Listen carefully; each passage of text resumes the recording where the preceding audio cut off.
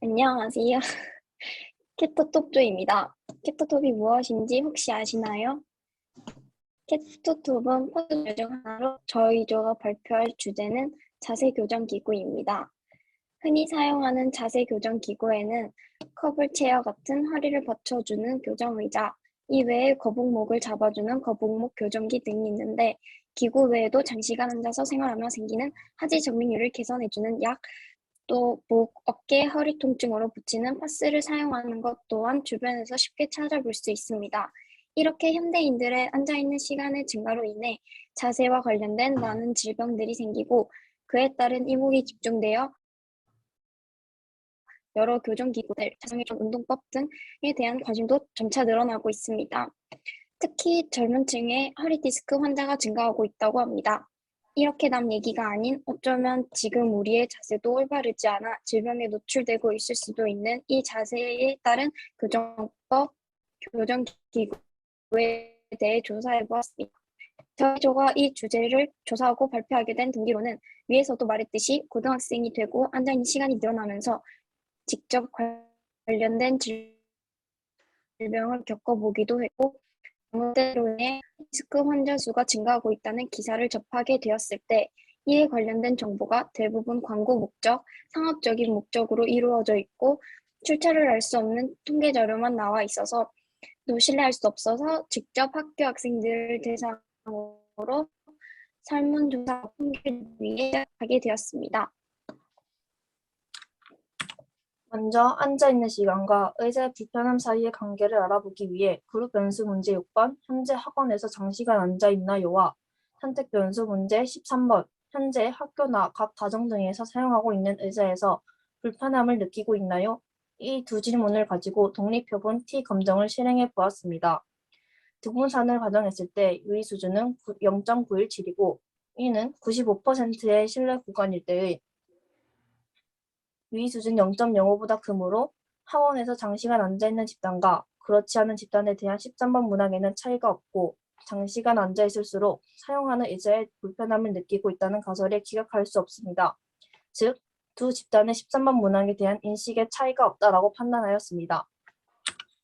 두 번째로, 오래 앉아있음과 변비와의 관계를 알아보기 위해 그룹 변수 문제 7번 현재 야간 자율학습을 하고 있나요와 선택 변수 문제 16번 변비가 있다고 생각하나요? 이 두 질문을 가지고 독립표본 T 검정을 실행해 보았습니다. 등분산을 가정하지 않았을 때 유의 수준은 0.47이고 이는 95%의 신뢰 구간일 때의 유의 수준 0.05보다 크므로 야자를 하는 집단과 안 하는 집단에 따른 16번 문항에는 차이가 없고 야간 자율학습을 하면 변비가 있을 것이다 라는 가설에 기각할 수 없지만 두 집단 모두 변비가 있다는 것을 알 수 있었습니다. 세 번째로, 장기간 앉아있을수록 특정 부위인 허리가 아프다라는 가설에 대한 결과를 알아보기 위해 그룹 변수 문제 10번, 장기간 앉아있을 때 특정 부위가 아프신가요와 선택 변수 문제 14번, 현재 의자에 장기간 앉아있으면 허리가 아픈가요? 이 두 질문을 가지고 독립표본 T 검정을 실행해 보았습니다.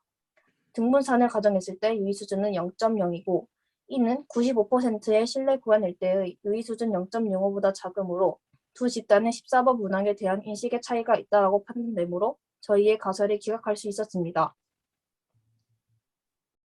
마지막으로 허리 교정 기구를 사용하면 바른 자세로 앉으려고 노력한다라는 가설에 대한 결과를 알아보기 위해 그룹 변수 현재 허리 교정과 관련된 기계를 사용하고 계신가요와 선택 변수 오래 앉아 있는 상황일 때 바른 자세로 앉으려고 노력하나요?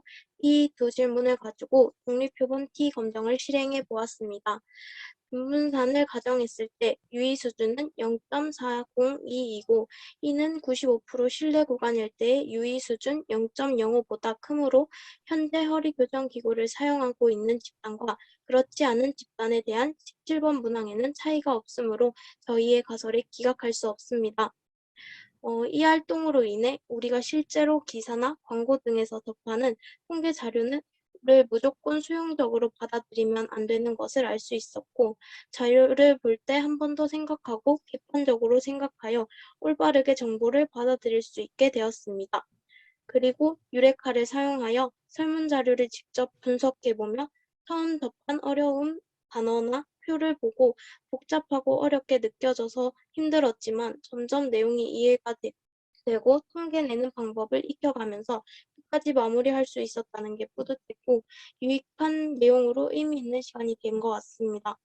다음 통계 활동을 할 때 유레카를 사용하여 더 깊이 있는 분석을 해보고 싶다고 생각하였습니다.